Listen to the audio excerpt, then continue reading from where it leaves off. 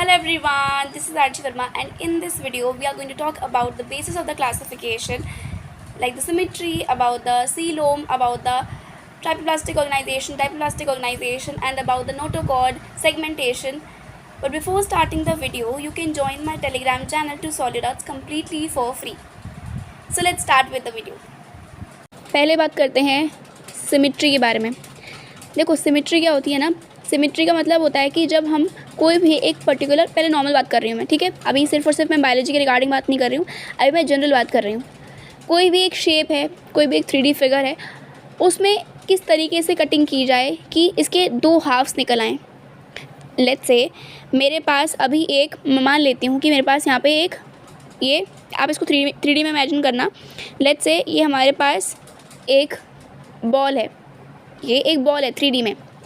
अब किस तरीके से इसके इक्वल हाफ बनाए जाएं। ऑब्वियसली बात है, आप बोलोगे कि एक काम करो, इसको सेंटर से एक चाकू लेकर कट कर दो। ठीक, एक बॉल ली, एक बॉल को सेंटर में चाकू लेकर के कट कर दिया, तो दो जो हाफ निकल के आएंगे वो सेम निकल के आएंगे। ठीक, अब मैं और इस कटे हुए हाफ को किस तरीके से कट कर सकती हूँ कि और भी ज़्यादा सिमेट्री निकल के आए, या फिर ऐसे ही मान लो कि मैंने सीधे सीधे कट किया। ठीक है, अब मैं किस किस तरीके से इसे कट कर सकती हूँ। तो हो सकता है, देखो, एक तो ये वाला प्लेन हो जाएगा कि इस तरीके से कट कर लो आप इसे। एक हो सकता है कि मैं इस प्लेन को लेकर के, इस तरीके से इस प्लेन को लेकर के कट करूँ। ठीक है, जिस वजह से एक पीछे का हाफ बन जाएगा और एक आगे का हाफ आ जाएगा। इस तरीके से मेरा मतलब है। और एक और हम क्या कर सकते हैं ना, एक और हम ये कर सकते हैं कि मैं नीचे से इसे कट कर दूँ। इस तरीके से इसमें इनफाइनाइट तरीके की से सिमेट्री आ सकती है। बेसिकली मतलब ये है, मैं सिर्फ और सिर्फ इस फिगर को लेकर के ना बात करूं, अगर मैं बोलूं सिर्फ और सिर्फ नॉर्मली, मान लो भूल जाओ इसकी, यहाँ पर एक बॉल थी हमारे पास। ले लेते हैं हम एग्जांपल एक पेंसिल का। ठीक, हमारे पास एक पेंसिल है। लेट्स से ये पेंसिल बना रही हूँ मैं। लेट्स से ये हमारे पास एक पेंसिल है। लेट्स से ये हमारे पास एक पेंसिल है। ठीक है, अब इस पेंसिल को किस तरीके से कट किया जाए कि ये आधे आधे हिस्सों में डिवाइड हो जाए। तो ऑब्वियसली बात है, आप बोलोगे कि इस तरीके से इसे कट कर लो तो ये दो हिस्सों में डिवाइड हो जाएगी। ठीक है, ये दो हिस्सों में डिवाइड हो जाएगी। इसी तरीके से ये जो चीज़ें हैं हमें आधे आधे हिस्सों में डिवाइड करनी है, या एनिमल्स के अंदर भी। तो कुछ ऑर्गेनिजम्स हमें कैसे देखने को मिलते हैं, कुछ ऑर्गेनिजम्स हमें देखने को मिलते हैं रेडियल सिमेट्री शो करते हुए, कुछ ऑर्गेनिजम्स हमें देखने को मिलते हैं बायलैटरल सिमेट्री शो करते हुए। पहले अपने आप को देखो, अगर हम लोग मिरर में खड़े होते हैं, ठीक है, तो हम किस तरीके से कट करें कि हम लोग दो इक्वल हिस्सों में डिवाइड हो जाएं। ठीक है, तो हम क्या करेंगे, एक ऊपर से नीचे तक, एक ऊपर से नीचे तक इस तरीके से कटिंग करेंगे हमारी बॉडी के अंदर, तो हम लोग दो हिस्सों में डिवाइड हो जाएंगे इक्वली। ठीक है, अब उसी जगह जब हम अलग अलग ऑर्गेनिजम्स को देखते हैं, लेट्स से अगर हम हाइड्रा को देखते हैं, जैसे आप लोग डायग्राम में देख सकते हो, अगर मान लेते हैं हम लोग हाइड्रा को देखते हैं, तो हम लोग हाइड्रा के अंदर क्या कर सकते हैं ना कि हम लोग मल्टीपल, यहाँ देखो आप इस तरीके से यहाँ पर अलग अलग प्लेन शो किए हुए हैं। एक ये वाला प्लेन है, एक हमारे पास ये वाला प्लेन है। लेट्स से ये वाला प्लेन है हमारे पास, एक हमारे पास ये वाला प्लेन दिखाया हुआ है कि इस प्लेन के थ्रू हम इसे कट करेंगे तो यहाँ पर दो हिस्सों में टूट जाएगा, या फिर दो इक्वल हिस्सों में बट जाएगा। मतलब कुछ ऑर्गेनिजम्स ऐसे हैं, जैसे हम लोगों ने अपने अंदर देखा कि हमारे बॉडी के अंदर हम एक कट लगा सकते हैं ताकि हम लोग दो हिस्सों में डिवाइड हो जाएं, और कोई अलग डायरेक्शन में कट लग सकता है जिस वजह से हम लोग दो हिस्सों में डिवाइड हो जाएं इक्वली। ऐसा कुछ हो नहीं सकता ना हमारे पास। हमारे साथ सिर्फ हो सकता है कि हम एक ऊपर से नीचे की तरफ इस तरीके से एक कट लगा दें सीधा सीधा, और हम लोग इक्वल हिस्सों में डिवाइड हो जाएंगे, तब उस कंडीशन में सिर्फ और सिर्फ। ठीक है, एक ह्यूमन बॉडी सीधे सीधे एक ऊपर से नीचे तक आप कट लगाओगे तब वो इक्वल हिस्सों में डिवाइड हो जाएगी। लेकिन बहुत सारे ऑर्गेनिजम्स ऐसे हैं जो कि सिर्फ एक कट के थ्रू नहीं, बहुत अलग अलग डायरेक्शन से उसमें कट लग सकते हैं, अलग अलग प्लेन से बेसिकली कट लग सकते हैं, और वो इक्वल हिस्सों में डिवाइड हो जाएंगे। ठीक है, तो यहाँ पे भी आप देखो, यहाँ पे हाइड्रा में जैसे दिया हुआ है, हाइड्रा में क्या दिख रहा है कि यहाँ पर इतने सारे प्लेन्स हैं, एक वो आप सीधे सीधे उसको डिवाइड कर सकते हो। ठीक है, कि आप क्या करो, एक यहाँ पे जैसे मान लो आपने हाइड्रा रखा है, उसे ऊपर से चाकू से कट कर दो एग्जाम्पल के तौर पर। ठीक है, इस तरीके से हमने कट लगा दिया। या फिर हम क्या कर सकते हैं, एक हाइड्रा रखा है, उसमें हमने इस प्लेन में, ये वाला प्लेन दे रखा है, इस प्लेन के थ्रू हमने इसमें कट लगाया, तो ये आधा हिस्से में डिवाइड हो गया इक्वली। या फिर हम क्या कर सकते हैं, हम दूसरे प्लेन की तरफ कट लगा सकते हैं, एक ये वाला प्लेन हो जाएगा, एक हमारे पास ये वाला प्लेन हो जाएगा जिसमें हम लोग इक्वली कट लगा सकते हैं। ठीक है, तो कहने का मतलब इतना सही है बस कि हम लोग अगर बहुत सारे मतलब लाइक मल्टीपल प्लेन्स में अगर हम लोग कट लगा सकते हैं, और तब भी सिमेट्री डेवलप होगी, या फिर तब भी इक्वल हाफ्स डेवलप होंगे, बहुत सारे प्लेन्स, मल्टीपल प्लेन्स, तो उसको बोलने वाले हैं हम लोग रेडियल सिमेट्री। क्या बोलने वाले, तब उस कंडीशन को हम लोग रेडियल सिमेट्री, कि यहाँ पर इतने सारे इतने सारे प्लेन्स थे कि उन प्लेन्स के थ्रू अगर हम लोग कट लगाते हैं या फिर उन प्लेन्स के थ्रू हम इसको कट करते हैं ऑर्गेनिज्म को, तो वो लोग रेडियल सिमेट्री शो करने वाले हैं। ठीक है, या फिर तब जब मल्टीपल प्लेन्स में जब आप कट लगा रहे हो या फिर लगा सकते हो सिमेट्री शो कराने के लिए, ऐसी सिमेट्री को बोलते हैं रेडियल सिमेट्री। लेकिन एक सिमेट्री ऐसी होती है जिसमें कि हम लोग सिर्फ और सिर्फ एक ही प्लेन से कट लगा सकते हैं। जैसे कि आप एक क्रैब को देखो, क्या मैं एक क्रैब को ऐसे कट कर सकती हूँ? यहाँ वाला पार्ट जो है ये वाले पार्ट से इक्वल मैच नहीं कर रहा ना। क्या मैं क्रैब को इस तरीके से टेढ़े प्लेन से कट कर सकती हूँ? ये वाला पार्ट मैच नहीं कर रहा। ठीक है, इस तरीके से मतलब है मेरा कि यहाँ पर जब हम लोग बात कर रहे थे हाइड्रा के केस के अंदर, तो यहाँ पर हम लोगों को देखने को मिल रही थी रेडियल सिमेट्री, बिकॉज वहाँ पर मल्टीपल प्लेन्स में अगर आप कट कर रहे हो तो आपको सिमेट्री बन रही है, ऑर्गेनिज्म तब भी सेम दिख रहा है। लेकिन यहाँ पे ऐसी चीज़ नहीं हो रही। और जब यहाँ पर सिर्फ और सिर्फ हम एक प्लेन के बारे में बात कर रहे हैं, मल्टीपल प्लेन्स रेडियल सिमेट्री, लेकिन अगर सिर्फ और सिर्फ एक प्लेन में कट कर सकते हो आप, तो ऐसी सिमेट्री को बोलते हैं बाईलेटरल सिमेट्री। ठीक है, ऐसी सिमेट्री को क्या बोलते हैं? Bilateral symmetry. अब बात करते हैं कि रेडियल सिमेट्री हमें कहाँ देखने को मिलती है और बाईलेटरल सिमेट्री हमें कहाँ देखने को मिलती है। ठीक, रेडियल देखो मैंने आपको बताया था पहले भी, आप कंप्लीटली ये जो सीक्वेंस है उसको पहले याद कर लो अच्छे से। पॉरीफेरा के बाद में Coelenterata, then Ctenophora, then Platyhelminthes, Aschelminthes, Annelida, Arthropoda, Mollusca, Echinodermata, Hemichordata and then chordates. इस सीक्वेंस को आप कंप्लीटली जब याद कर लोगे, आपको ये जितनी भी सारी बेसिस थे ना, आप इजीली अच्छे से याद कर ले जाओगे और बहुत सारी चीज़ें आपको इजीली याद हो जाएंगी। तो जब हम बात करते हैं रेडियल सिमेट्री की, ठीक है, तो रेडियल सिमेट्री हम लोगों को बहुत ज़्यादा प्रिमिटिव ऑर्गेनिजम्स के अंदर देखने को मिलती है। जैसे कि देखो पॉरीफेरा के अंदर हम बात नहीं कर रहे हैं, पॉरीफेरा के अंदर तो सिमेट्री ही नहीं होती है। पॉरीफेरा किसी भी डायरेक्शन में कैसे भी उग सकता है, जैसे पेड़ उगते हैं ना किसी भी डायरेक्शन में कैसे भी, वैसे ही उनके अंदर भी होता है। उनके अंदर ज़रूरी नहीं है कोई सिमेट्री हो। ठीक, तो वो एसिमेट्रिकल होते हैं। कौन? पॉरीफेरा, यानी कि स्पॉन्जेस, जिनके अंदर सेलुलर लेवल ऑफ ऑर्गेनाइजेशन था। ठीक, हम बात करते हैं रेडियल सिमेट्री के लिए सीलेंट्रेट्स की, जिसमें कि एग्जांपल हमने पढ़ लिया हाइड्रा। ठीक, दूसरा हमारे पास आता है टीनोफोरा। ठीक, अगर हम बात करते हैं बाईलेटरल सिमेट्री के लिए, तो जितने भी आगे के ऑर्गेनिजम्स हैं, यहाँ पे एक एक्सेप्शन होता है पर अभी हम जनरल बात कर रहे हैं, तो जितने भी बाकी के एग्जाम्पल्स हैं, चाहे वो आप ले लो, आप अपने उठा लो, प्लैटीहेल्मिन्थ्स, एस्कीहेल्मिन्थ्स, एनालिडा, हमारे पास ऑर्थ्रोपोडा, मोलस्का, अकाइनोडर्मेटा को कंसिडर नहीं कर रहे, और हेमिकॉर्डेटा। यहाँ पर एक एक्सेप्शन है, जैसे हम लोगों ने बात की अभी तक, रेडियल सिमेट्री प्रिमिटिव ऑर्गेनिजम्स दिखाते हैं। पॉरीफेरा यहाँ पर एसिमेट्रिकल होते हैं। पॉरीफेरा कैसे होते हैं? वो कहीं से भी कैसे भी हो सकते हैं, वो एसिमेट्रिकल होते हैं। ठीक, रेडियल सिमेट्री शो करने के लिए दो ऑर्गेनिजम्स हमारे पास आते हैं, सीलेंट्रेट्स और टीनोफोर्स।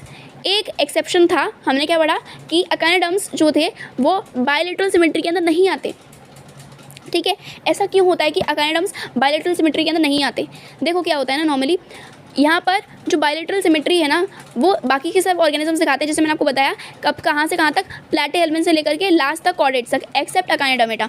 अकाइनोडर्मेटा के अंदर क्या होता है कि उनकी जो अडल्ट फॉर्म होती है वो शो करते हैं रेडियल सिमेट्री। लेकिन जो उनके यहाँ के लार्वे होते हैं, जो अकाइनोडर्म्स के लार्वे होते हैं ना, वो शो करते हैं बाईलेटरल सिमेट्री। ये डिफरेंस है या फिर ये मतलब है यहाँ पे। अगर आप बात करते हो अकाइनोडर्म्स के लिए, देखो बाकी सब चीज़ें नॉर्मल है, आपको सिंपल से याद करना है। प्रिमिटिव ऑर्गेनिजम्स यानी कि जो हमारे पास सीलेंट्रेट्स और टीनोफोर्स थे वो शो करने वाले हैं रेडियल सिमेट्री। उसके बाद में जो बाईलेटरल सिमेट्री शो करने वाले हैं वो हो जाएंगे हमारे पास प्लैटीहेल्मिन्थ से लेकर लास्ट तक, यानी कि कॉर्डेट्स तक, एक्सेप्ट अकाइनोडर्मेटा या फिर अकाइनोडर्म्स। अकाइनोडर्म्स में जो अडल्ट ऑर्गेनिजम्स होते हैं वो शो करते हैं रेडियल सिमेट्री को, अडल्ट शो करते हैं रेडियल सिमेट्री को, और जो लार्वा होता है वो शो करता है, लार्वा का मतलब देखो अलग होता है, थोड़ा सा बताती हूँ क्या होता है लार्वा। आप ये समझ लो कि कोई भी ऑर्गेनिज्म है, उसकी बचपन की जो फॉर्म है, जब वो अपने, जैसे अगर हम बात करते हैं हमारे यहाँ जो ह्यूमन बेबीज़ होते हैं वो भी सेम ही दिखते हैं ना हम लोगों की तरह, उनके पास भी 2 हाथ होते हैं, वही सेम एक हाथ के अंदर 5 उंगलियाँ हैं, इस तरीके से चीज़ें होती हैं ना काफ़ी हद तक। लेकिन अगर हम बात करते हैं अकाइनोडर्म्स के अंदर या फिर जो भी ऑर्गेनिजम्स जिनके अंदर लार्वा होता है, तो उनका जो बच्चा वाली कंडीशन होती है, फिर जो उनका चाइल्डहुड वाली कंडीशन होती है, वो अडल्ट की जैसे नहीं दिखती है। ठीक, तो यहाँ पर वही बताया गया है कि जो लार्वा होता है ना यहाँ पे अकाइनोडर्म्स के अंदर, वो बाईलेटरल सिमेट्री शो करता है। इवन सिमेट्री में भी आपको देखने को मिल रहा है। ठीक है, इस तरीके से चीज़ें होती हैं यहाँ पर। ओके। और हमने बता दिया अबाउट द स्पॉन्जेस की जो स्पॉन्जेस होते हैं फिर जो पॉलीफेरल मेंबर्स होते हैं वो सिमेट्री शो ही नहीं करते हैं। ओके, एक बार रीड कर लेते हैं फटाफट से या फिर आगे बढ़ते हैं। Animals can be categorised on the basis of their symmetry. Sponges are mostly asymmetrical. देखो एक्सेप्शंस होती है, लेकिन आपको अगर आपसे पूछता है कोई भी स्पॉन्जेस सिमेट्री शो करते हैं तो आप बोलोगे नहीं शो करते। ठीक है, आपकी पहली प्रायोरिटी होनी चाहिए कि जो हमारे पास स्पॉन्जेस होते हैं वो एसिमेट्रिकल होते हैं, और अगर आपके पास ऑप्शन में एसिमेट्रिकल का ऑप्शन नहीं है तब आप मार्क करने जाओगे रेडियल सिमेट्री को। बायलैटरल सिमेट्री की तरफ तो सोचना भी मत बिल्कुल भी। ठीक है, that is any plane that passes through the centre doesn't divide them into two equal halves. When any plane passing through the central axis of the body divides the organism into two identical halves, it is called radial symmetry. आगे की तरफ लिखा है सीलन traits ctenophores and echinoderms adult वाली condition. ठीक है, adult वाली condition have this kind of body plan. Animals like annelids, arthropods, etc., where the body can be divided into identical left and right halves in only one plane, exhibit bilateral symmetry.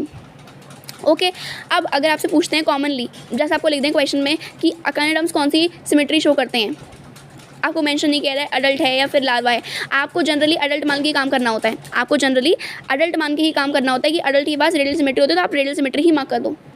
ठीक है, उसके बाद आगे पढ़ना शुरू करते हैं डायप्लास्टिक और ट्राइप्लास्टिक ऑर्गेनाइजेशन के लिए।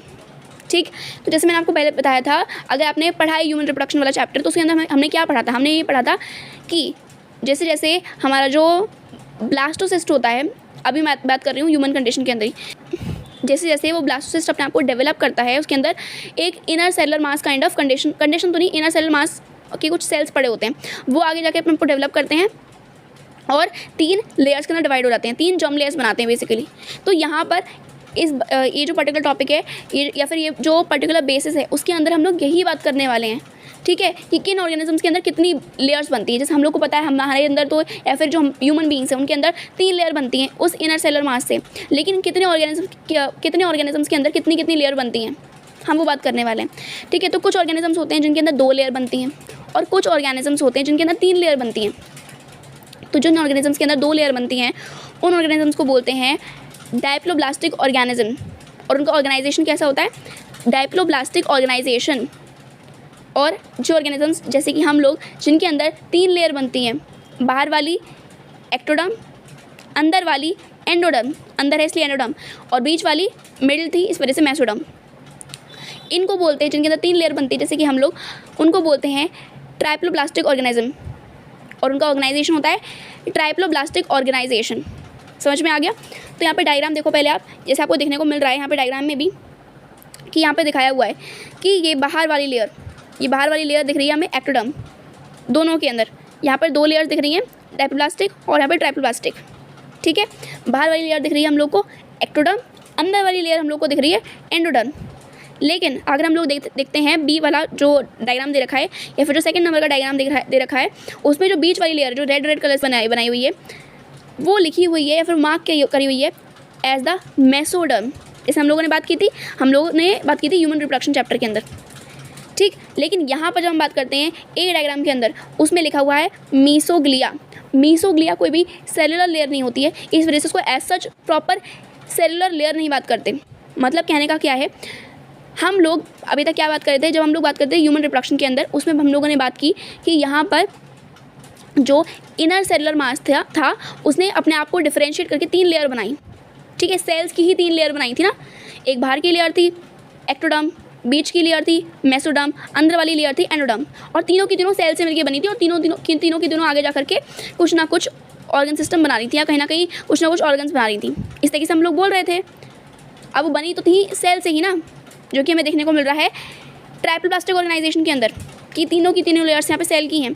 लेकिन जब आप बात कर रहे हो अपने डायप्लोब्लास्टिक ऑर्गेनाइजेशन को लेकर के, तो उसके अंदर यहाँ पर ये जो एक्टोडर्म और एंडोडर्म है ये तो हमारे पास सेलर हैं, लेकिन मेसोग्लिया की जो लेयर है, ये जो बीच वाली लेयर जो हमें कम्प्लीटली रेड दिख रही है, ये सेल की बनी हुई नहीं होती है, ये सिर्फ और सिर्फ जेली लाइक अपीयरेंस दे रही है, ये सेल की बनी हुई नहीं है बिल्कुल भी।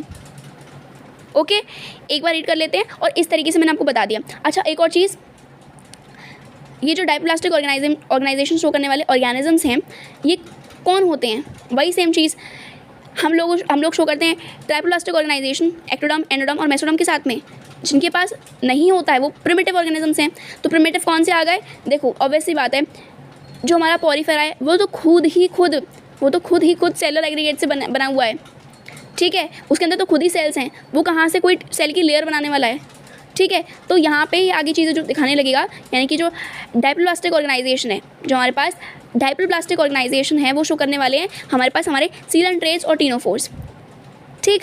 यानी कि हम बात करते हैं अगर सिमेट्री की, सिमेट्री और ये डाइप्लोब्लास्टिक ऑर्गेनाइजेशन दोनों के दोनों हम लोगों को सीलन ट्रेस और टीनोफोर्स के अंदर देखने को मिल रहे हैं, ठीक। उसके आगे की जो बायलैटरल सिमेट्री है और जो ट्राइप्लोब्लास्टिक ऑर्गेनाइजेशन है वो हमें देखने को मिल रहा है कहाँ से? प्लैटीहेल्मिन्थ से लास्ट तक, कॉर्डेट्स तक। और एक्सेप्शन तो थी, मैंने बता दी आपको सिमेट्री के लिए, ठीक है। लेकिन यहाँ पर जो ये ऑर्गेनाइजेशन है ट्राइप्लोब्लास्टिक ऑर्गेनाइजेशन, इसमें कोई एक्सेप्शन नहीं है, ठीक है। तो ये जो डाइप्लोब्लास्टिक ऑर्गेनाइजेशन शो करने वाले ऑर्गेनिजम्स होंगे वो होंगे सीलन ट्रेट्स एंड टीनोफोर्स, सीलन ट्रेट्स एंड टीनोफोर्स, जो कि रेडियल सिमेट्री शो कर रहे थे। और साथ साथ में जो दूसरी तरफ थे, यानी कि जो ट्राइप्लोब्लास्टिक ऑर्गेनाइजेशन शो करने वाले थे, Platyhelminthes, Aschelminthes, Annelida, Arthropoda, Mollusca, Echinodermata, Hemichordata और कॉर्डेटा, वो सारे के सारे आ जाएंगे ट्राइप्लोब्लास्टिक के अंदर, ठीक है। और हमारे अंदर भी जो 3 लेयर्स थी वो होती हैं। ओके, आगे रीड कर लेते हैं जस्ट फटाफट से। Animals in which the cells are arranged into 2 embryonic layers, embryonic layers इस वजह से लिखा हुआ है, एम्ब्रियोनिक लेयर्स इसी वजह से लिखा हुआ है बिकॉज हम लोग एम्ब्रियो कंडीशन में देख रहे थे, वो हमारे अंदर अभी एग्जिस्ट नहीं कर रही, वो अभी हम लोगों के अंदर ऑर्गन सिस्टम, ऑर्गन्स बना चुकी हैं, पहले एग्जिस्ट कर रही थी, एम्ब्रियोनिक कंडीशंस में एग्जिस्ट कर रही थी, इस वजह से बोला जा रहा है, ठीक है। अगर आपसे क्वेश्चन में पूछते हैं उससे भी पूछ लें कि ये लेयर्स कहाँ पे एग्जिस्ट करती हैं, ये ऑर्गेनाइजेशन कब एग्जिस्ट करता है, तो बोलोगे एम्ब्रियोनिक कंडीशन में एग्जिस्ट करता है, ठीक है। An external ectoderm and an internal endoderm are called diploblastic animals. Example given: coelant traits. An undifferentiated layer, mesoglia, is present in between the ectoderm and the endoderm. आगे बढ़ते हैं. Those animals in which the developing embryo has a third germinal layer, third germ layer जो थी वो भी exist कर रही होती है, यानी कि मेसोडर्म एग्जिस्ट कर रही होती है, उसके बारे में बात कर रहे हैं. Mesoderm in between the ectoderm and endoderm are called triploblastic organisms or triploblastic animals, platyhelminths to chordates. Okay, मैं वही बोल रही हूँ आपको कि आप कंप्लीटली सीक्वेंस याद कर लो अच्छे से, तो आपको आपकी जो चीज़ें होंगी ना वो काफ़ी हद तक ईजी हो जाएंगी, ठीक है. आगे बढ़ते हैं. आगे बात आती है सीलोम के लिए. अब ये जो सीलोम है ना, ये जो हमने पढ़ी थी लेयर्स अभी तक, इनके बीच में कोई स्पेस बनता है, ठीक है. ये देखो, पहली बात तो ये जो सीलोम वाला कॉन्सेप्ट है ये सिर्फ और सिर्फ ट्राइप्लोब्लास्टिक ऑर्गेनिजम्स के अंदर ही देखने को मिल सकता है. इसका मतलब क्या है कि आप कंप्लीटली सीलन ट्रेट्स और टीनोफोर्स को इस मामले के लिए भूल ही जाओ, इस मामले के लिए कंप्लीटली भूल जाओ इसको. तो हमारे पास जो ये 3 लेयर्स थी, यानी कि जो ट्राइप्लोब्लास्टिक ऑर्गेनिजम्स थे जो कि हमारे पास प्लैटीहेल्मिन्थ्स से कॉर्डेट्स तक थे, उन सब के अंदर जब ये सीलोम का मतलब होता है कैविटी, बॉडी कैविटी, ठीक है, अगर ये डेवलप होती है तो ऐसे ऑर्गेनिजम्स को बोलते हैं यूसीलोमेट और सिर्फ सीलोमेट, और अगर नहीं होती है उनको बोलते हैं एसीलोमेट. एक और कंडीशन यहाँ पे एग्जिस्ट कर रही होती है जिसको बोलते हैं स्यूडोसीलोमेट, यानी कि झूठी सीलोम होती है यहाँ पे, यानी कि यहाँ पर झूठी सीलोम एग्जिस्ट कर रही होती है. एग्जैक्टली होता क्या है, देखो हमारे पास एक बेसिक होता है कि आप सीलोम या फिर वो बॉडी कैविटी तभी बोल सकते हो जबकि वो दोनों तरफ से लाइन कर रही हो मेसोडर्म से, मतलब क्या है, देखो सिंपल समझो. मान लेते हैं यहाँ पर हमारे पास नॉर्मल, मैं एग्जांपल बता रही हूँ कि स्टार्टिंग में चीज़ें डेवलप हुई. यहाँ पर ही हमारे पास, एक बार मैं दोबारा बना देती हूँ. मान लेते हैं कि हमारे पास ये जो है, ये जो लेयर हो गई हमारे पास हमारी अंदर वाली लेयर एंडोडर्म. उसके बाद में हमारे पास ये मान लेती हूँ कि मेरे पास ये लेयर हो गई मेसोडर्म की. ओके, उसके बाद में ये मान लेती हूँ कि ये वाली जो बाहर वाली लेयर हो गई, ये हो गई मेरे पास एक्टोडर्म की, ठीक है. अब यहाँ पर ये इतना हम लोगों को समझ में आ गया जो ट्राइप्लोब्लास्टिक ऑर्गेनाइजेशन था उसके अंदर, ठीक है. अब मान लो यहाँ पर क्या हुआ, यहाँ पर ये हुआ कि इस लेयर ने अपने आप को स्प्लिट कर दिया, ठीक है. इनके अंदर स्प्लिटिंग होती है, फिर आप बोलो कि कहीं ना कहीं से बीच में स्पेस आता है, बीच में से स्पेस क्रिएट होता है, ठीक है. अब उस कंडीशन के अंदर क्या हुआ, उस कंडीशन के अंदर ये हुआ कि आप ये मान लो, उस कंडीशन के अंदर मैं दोबारा बना देती हूँ एक बार साइड में. यहाँ पे स्प्लिटिंग हुई और यहाँ पर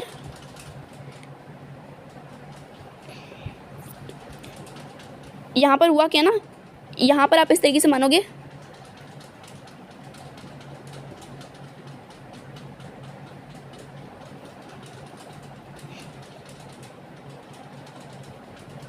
इस तरीके से बीच में वाइट स्पेस मान लो।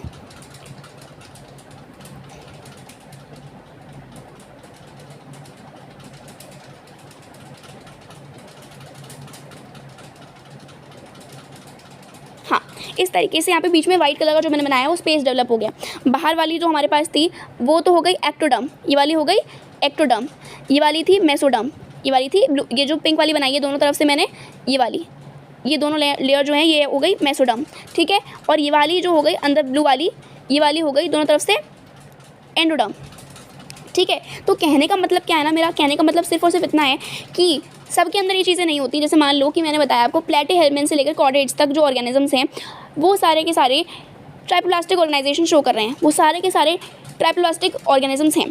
तीन लेयर उनके पास बेसिकली जर्मिनल लेयर्स या फिर 3 एम्ब्रियोनिक लेयर्स वहाँ पे एग्जिस्ट कर रही थी, एक्टोडर्म, मेसोडर्म, एंडोडर्म, ठीक है। लेकिन उसमें क्या हुआ कि बीच में स्प्लिटिंग हुई।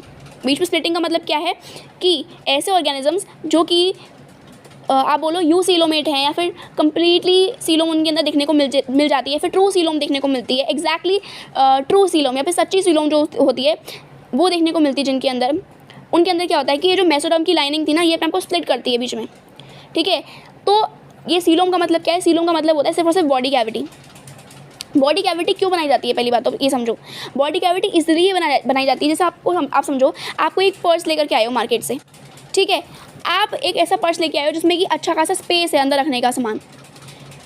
ऐसा स्पेस क्यों नहीं, ऐसा कोई पर्स क्यों नहीं लेके आए जिसमें कोई स्पेस ही नहीं है, फिर बहुत कम स्पेस है। आप ऐसे तो लेके आते हो पर्स को उठा करके या फिर कोई बैग जिसके अंदर स्पेस हो सामान रखने के लिए। अगर कोई स्पेस ही नहीं होगा सामान रखने के लिए तो आप रखोगे कहाँ से, आप कोई कैविटी नहीं होगी उसके अंदर तो सामान कहाँ रखोगे। वैसे ही हमारी बॉडी के अंदर कोई स्पेस नहीं होगा, कोई कैविटी नहीं होगी तो आप ऑर्गन्स कहाँ फिट करोगे। इस वजह से यहाँ पे सीलोम बनना बहुत ज़्यादा इंपॉर्टेंट हो जाता है, ठीक है।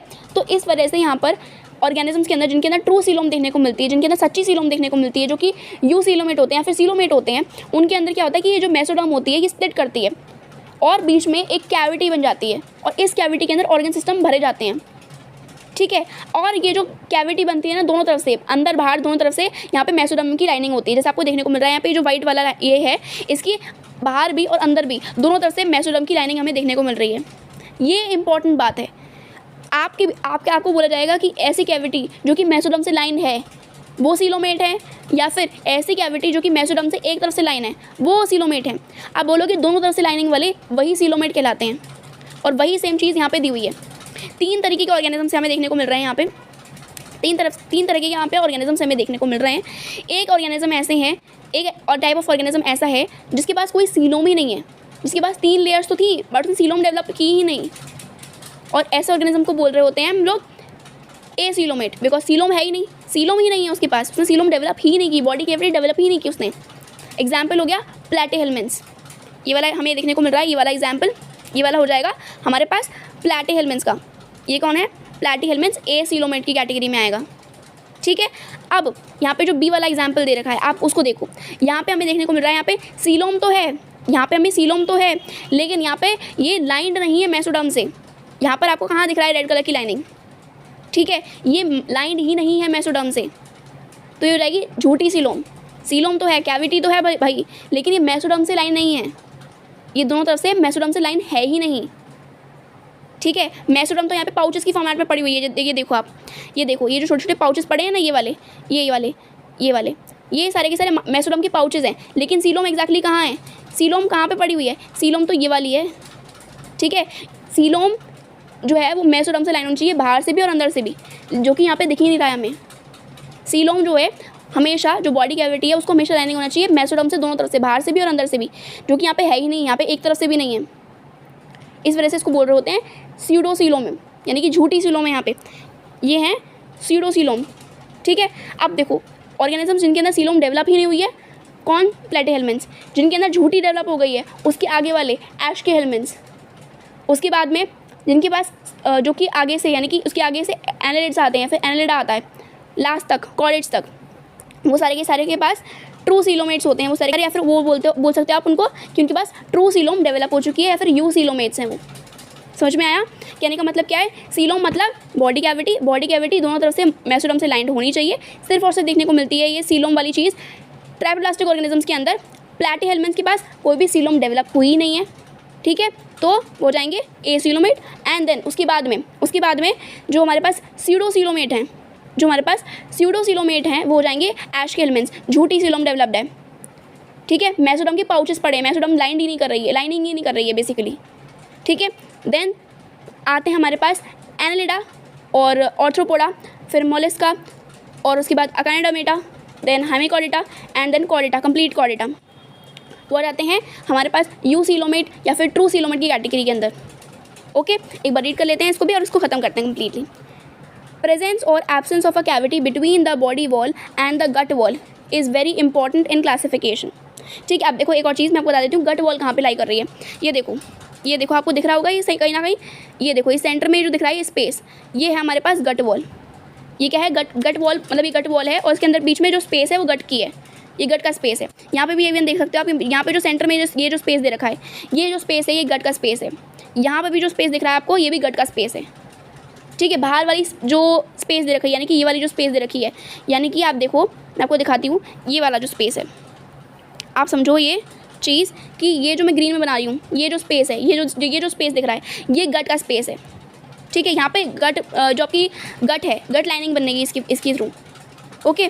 और ये जो बाहर का स्पेस मैं बना रही हूँ ब्लू कलर से, ये जो स्पेस है, ये वाला जो स्पेस है, ठीक है, यहाँ पे ये जो स्पेस बन रहा है, यहाँ पे तो है ही नहीं, ये जो है यहाँ पे एग्जैक्टली ऑर्गन्स को फिट करना है, ये एग्जैक्टली सीलोम है, ओके। तो इसके लिए हम लोग बात कर रहे थे बेसिकली। आगे पढ़ लेते हैं, आगे लिखा है the body cavity which is lined by mesoderm is called coelom. Animals possessing coelom are called coelomates. Example given: annelids, mollusks, arthropods, echinoderms, hemichordates and chordates. In some animals, the body cavity is not lined by mesoderm. Instead, the mesoderm is present as scattered pouches. जैसे मैंने आपको बोला, mesoderm जो है वो pouches की format में बिखरी हुई है between the ectoderm and the endoderm. Obviously बातें बीच में एग्जिस्ट तो कर रही है, मेसोडर्म इनके बीच में ही एग्जिस्ट करेगी ना, लेकिन वो पाउचेस की फॉर्मेट में है, सीलोम को लाइन नहीं कर रही है। Such a body cavity is called pseudocoelom and the animals possessing them are called pseudocoelomates. Example given: Aschelminths. The animals in which the body cavity is absent are called acoelomates. Example given: Platyhelminths. Body cavity coelom exist ही नहीं कर रही है इनके अंदर। Next topic आता है हम लोग के पास में सेगमेंटेशन, ठीक। अब सेगमेंटेशन क्या होता है, देखो सेगमेंटेशन का मतलब क्या होता है कि आपकी बॉडी डिवाइड हो, ठीक है, कुछ पार्ट्स में डिवाइड हो। जैसे कि अब अगर आप बात करते हो अर्थवर्म की, तो आपको देखने को मिलेगा यहाँ पर कुछ हमें ऐसे करके सेगमेंट्स देखने को मिलते हैं, ठीक है। अब इन सेगमेंट्स, मतलब बेसिकली सेगमेंट्स बनने का मतलब है, ठीक है। अब ये जो सेगमेंट्स हमें देखने को मिल रहे हैं, इनके अंदर कुछ पर्टिकुलर बॉडी ऑर्गन्स बोल सकते हो, कुछ बॉडी ऑर्गन्स का, कुछ बॉडी पार्ट्स का, या फिर नर्व्स का, टिश्यूज़ का कुछ ना कुछ रिपीटेशन होना चाहिए, ठीक है। तब उसको आप बोल सकते हो सेगमेंटेशन। सेगमेंटेशन का बेसिकली मतलब क्या है, अंदर से और बाहर से, मतलब यानी कि दिखने में भी बाहर से भी और अंदर से भी, इंटरनली भी। यहाँ पे सेगमेंट्स एग्जैक्टली डिवाइडेड हों या फिर सेगमेंट्स एग्जैक्टली बटे हुए हों, कुछ पार्ट्स जो हैं बॉडी के, कुछ ऑर्गन्स जो हैं बॉडी की, उनका कुछ रिपीटेशन होना चाहिए, कुछ सीरियल रिपीटेशन होना चाहिए। इस कंडीशन को फिर हम लोग क्या बोलने लगते हैं, इस कंडीशन को हम लोग बोलने लगते हैं मेटामेरिज्म। ये मेटामेरिज्म की कंडीशन या फिर जो सेगमेंटेशन है, ये हमें कहाँ देखने को मिलता है, ये चीज़ हम लोग को कॉर्डेट्स के अंदर, ये चीज़ हम लोग को कहाँ देखने को मिलती है, हम लोग को कॉर्डेट्स के अंदर देखने को मिलती है। ये चीज़ हम लोगों को जो हमारे एनालिड्स है, जैसे मैंने एग्जांपल बताया हमारे अर्थवर्म का, उसमें देखने को मिल जाती है। और हमारे पास जो हमारे ऑर्थ्रोपोडा जितने सारे आपको देखने को मिलते हैं कीड़े, उनके अंदर भी हमें ये चीज़ देखने को मिलती है। एग्जांपल पढ़ो आपके पास अपना कॉकरोच का, ठीक है, तो वही सेम चीज़ होती है। तो यानी कि ये जो सेगमेंटेशन है, इसके ये जो फिनोमेना है, इसको हम लोग मेटामेरिज्म बोलने लगते हैं, ठीक है। और ये हमें देखने को मिलता है कॉर्डेट्स के अंदर, एनालिड्स के अंदर और ऑर्थ्रोपोड के अंदर। अब आप पूछोगे कि मैम एनालिड्स का समझ में आता है, हम लोगों को वहाँ पे सेगमेंट्स देखने को मिलते हैं, हमें ऑर्थ्रोपोड्स का समझ में आता है, वहाँ पे भी सेगमेंट्स देखने को मिलते हैं। कॉर्डेट्स में तो हमें देखने को नहीं मिले हमारी बॉडी के अंदर। देखो कॉर्डेट्स के अंदर क्या होता है, इसका मतलब ये है कि आपको कहीं पे भी, चाहे वो एम्ब्रियोनिक स्टेजेस में मिले, चाहे वो बड़े की स्टेजेस में मिलने चाहिए। एनालिड्स में और ऑर्थ्रोपोड्स में बड़े में एग्जिस्ट करते हैं, लेकिन कॉर्डेट्स में हमारी एम्ब्रियोनिक स्टेजेस में एग्जिस्ट कर रहे होते थे, ठीक है, तो करते हैं। मेन मतलब ये होता है कि मेटामेरिज्म या फिर ये जो सेगमेंटेशन है, ये सीरियल रिपीटेशन है, बाहर से भी अंदर से भी दिखना चाहिए कि सेगमेंट्स बने हुए हैं, ये हमारे अंदर एम्ब्रियोनिक स्टेजेस में एक्सिस्ट कर रहे थे। ठीक है, इस तरीके से यहाँ पे काम होता है। एक बार रीड कर लेते हैं। In some animals, the body is externally and internally divided into segments with a serial repetition of at least some organs. For example, in earthworm, the body shows this pattern called metameric segmentation, and the phenomena is known as metamerism. समझ में आ गया? Okay, अब बात करते हैं notochord की। Notochord एक ऐसा कैरेक्टरिस्टिक है जो कि सिर्फ और सिर्फ हमें कॉर्डेट्स में देखने को मिलता है, सिर्फ और सिर्फ हमें कॉर्डेट्स में देखने को मिलता है। और इसके बारे में हम ज़्यादा डिटेल तब जाएंगे जब हम लोग कॉर्डेट्स के बारे में पढ़ेंगे। लेकिन आप इतना समझो कि पॉरीफेरा से लास्ट तक जो हमारे पास हमारे हेमिकॉर्डेट्स हैं, वहाँ तक हम लोग को नोटोकॉर्ड देखने को नहीं मिलती, वहाँ तक हमें नोटोकॉर्ड देखने को नहीं मिलती। सिर्फ और सिर्फ नोटोकॉर्ड अगर पूछते हैं, एक कैरेक्टरिस्टिक फीचर है कि सिर्फ और सिर्फ कॉर्डेट्स के अंदर हमें नोटोकॉर्ड देखने को मिलती है। नोटोकॉर्ड हम लोग को सिर्फ और सिर्फ कॉर्डेट्स में देखने को मिलती है। अब देखो, अगर मैं ह्यूमन्स के बारे में बात करूँ तो हमारा जो वर्टेब्रल कॉलम है ना, जो हमारे अंदर यानी कि ह्यूमन्स के अंदर अगर जो हमारी नोटोकॉर्ड थी वो बड़े होकर के जब हम लोग एम्ब्रियोनिक स्टेज से आगे बढ़ते हैं, अडल्ट की कंडीशन में आते हैं, वैसे वैसे ये जो नोटोकॉर्ड थी ये अपने आप को डेवलप कर लेती है वर्टेब्रल कॉलम के अंदर। बहुत सारे ऑर्गेनिजम्स के अंदर वो कार्टिलेजिनस होता है, यानी कि कार्टिलेज का बना हुआ वर्टेब्रल कॉलम भी होता है। किसी किसी के अंदर वो बोनी होता है, जैसे कि मैं, ठीक है, किसी किसी के अंदर बोन का बना होता है, किसी के अंदर कार्टिलेज का बना होता है। तो वो जो क्लास है, क्लास के अकॉर्डिंग वो बहुत ज़्यादा वेरी करता है कि वो जो नोटोकॉर्ड है वो किस तरीके से डेवलप करेगी अपने आप को। ठीक है, तो वो हम चीज़ बाद में देखेंगे, बट अभी आप इतना समझ लो कि नोटोकॉर्ड जो है वो सिर्फ और सिर्फ कॉर्डेट्स के अंदर ही एग्जिस्ट कर रही होती है। अब यहाँ पर आप देखो कि एनसीईआरटी के अंदर यहाँ पे पॉरीफेरा और 2 अकाइनोडर्म्स लिखा हुआ है, यहाँ पे हेमिकॉर्डेट्स का नाम नहीं लिखा है, जबकि मैं बता रही हूँ आपको हेमिकॉर्डेट्स भी होते हैं। देखो, हेमिकॉर्डेट्स के अंदर बहुत ज़्यादा रूडिमेंट्री वही एक बोल सकते हैं आपकी इवोल्यूशनरी लिंक काइंड ऑफ चीज़ें हैं। हेमिकॉर्डेट्स के अंदर एक इवोल्यूशनरी लिंक काइंड ऑफ चीज़ है कि वहाँ पर एग्जैक्ट ट्रू नोटोकॉर्ड वहाँ पे एग्जिस्ट नहीं कर रही होती, बट एक रूडिमेंट्री नोटोकॉर्ड वहाँ पे एग्जिस्ट कर रही होती है। लेकिन अगर आप बोलते हो ट्रू नोटोकॉर्ड के बारे में, तो वो सिर्फ और सिर्फ हम लोगों को देखने को मिलती है कॉर्डेट्स के अंदर। ठीक है, अगर लेकिन आपसे पूछ लिया जाता है क्वेश्चन के अंदर कि नोटोकॉर्ड कहाँ पे एग्जिस्ट करती है और आपको ऑप्शन दिखता है वहाँ पे हेमिकॉर्डेट्स का भी और कॉर्डेट्स का भी, तो आप मार्क करोगे कॉर्डेट्स। लेकिन अगर आपको वहाँ पे नहीं दिखता है कॉर्डेट्स, तो आप मार्क कर दो फिर हेमिकॉर्डेट्स। ठीक है, लेकिन मैं बता रही हूँ आपको कंप्लीटली ट्रूली जो नोटोकॉर्ड होती है, ट्रू नोटोकॉर्ड यहाँ पे सिर्फ और सिर्फ हमें कॉर्डेट्स के अंदर देखने को मिलती है। और रूडिमेंट्री नोटोकॉर्ड जो होती है वो देखने को मिलती है हम लोग को, जिसको हम लोग बोलते हैं स्टोमोकॉर्ड, जिसको हम लोग क्या बोलते हैं, स्टोमोकॉर्ड बोलते हैं, वो देखने को मिलती है हम लोग को हेमिकॉर्डेट्स के अंदर। ठीक है, ये एक rod like kind of structure होता है जो कि डॉर्सली प्लेस्ड होता है। ठीक है, जैसे हम लोग पता है कि हमारे अंदर वर्टेब्रल कॉलम होता है, तो कहाँ प्लेस्ड होता है, वर्टेब्रल कॉलम जो है हमारे पास हमारे डॉर्सली प्लेस्ड होता है, तो वैसे ही होती है। और बस वो हमें पता चलता है कि वो टू क्लासेस वेरी करता है, वो किस तरीके से डेवलप करने वाली है अपने आप को, या फिर वो परसिस्ट करने वाली है। ठीक है, notochord is a mesodermally derived rod-like structure formed on the dorsal side during embryonic development in some animals. Obviously बात है, ऐसा तो है नहीं कि हम लोग अडल्ट हैं और हम लोगों में अपने आप भी डेवलप हो जाएगी, ऐसा नहीं होता। बचपन से एम्ब्रियोनिक स्टेजेस से ही आई हुई है। अब वो बहुत ज़्यादा डिफर करता है कि वो परसिस्ट करने वाली है या नहीं करने वाली है। ठीक है, उसके बाद में animals with notochord are called chordates and those animals which do not form this structure are called non-chordates. Example given Porifera to Acanthomata, लेकिन हेमिकॉर्डेट्स भी उसके अंदर आ सकते हैं। ये एक मेसोडर्मली डिराइव्ड ऑर्गन है, ये एक मेसोडर्मली डिराइव्ड ऑर्गन है, यानी कि जो हमारी मेसोडर्म की लेयर थी, जैसे मैंने आपको बताया था कि ये जो लेयर्स बन रही हैं ये कहीं ना कहीं ऑर्गन सिस्टम को डेवलप करने वाली हैं, तो उसमें से जो मेसोडर्म की लेयर थी वो आगे जा करके ये नोटोकॉर्ड को किसके अंदर, कॉर्डेट्स के अंदर डेवलप कर रही होती है। ठीक है, उसके साथ साथ में ये नोटोकॉर्ड जो है इसका फेट क्या होने वाला है, इसका जो फ्यूचर है वो क्या होने वाला है, कि ये बोन की बनने वाली है या नहीं बनने वाली है, ये किस रीजन में एग्जिस्ट करने वाली है, कौन सी स्टेज में एग्जिस्ट करने वाली है ना, लार्वल कंडीशन में एग्जिस्ट करेगी कि अडल्ट की कंडीशन में एग्जिस्ट करेगी, हेड टू टो करेगी कि सिर्फ वो सब टेल में करेगी या फिर चेंज होने वाली है, वो चीज़ क्लास टू क्लास वेरी करती है कॉर्डेट्स के अंदर भी। ओके, और जिनके अंदर ये एग्जिस्ट कर रही होती है, यानी कि कॉर्डेट्स के जिनके अंदर ये एग्जिस्ट कर रही होती है, कौन, नोटोकॉर्ड, उनको बोल रहे होते हैं कॉर्डेट्स। ठीक है, बिकॉज नोटोकॉर्ड एग्जिस्ट कर रही है तो उनको बोलते हैं कॉर्डेट्स, और जिनके अंदर नहीं कर रही होती उन लोग को हम लोग क्या बोलते हैं, नॉन कॉर्डेट्स। जैसे कि पॉरीफेरा से अकानेडोमेटा लिखा है, लेकिन हम लोग हेमिकॉर्डेट्स तक मानते हैं। Okay, so this was all about this video. कल हम लोग बात करेंगे इसके आगे के चैप्टर के बारे में। Thank you.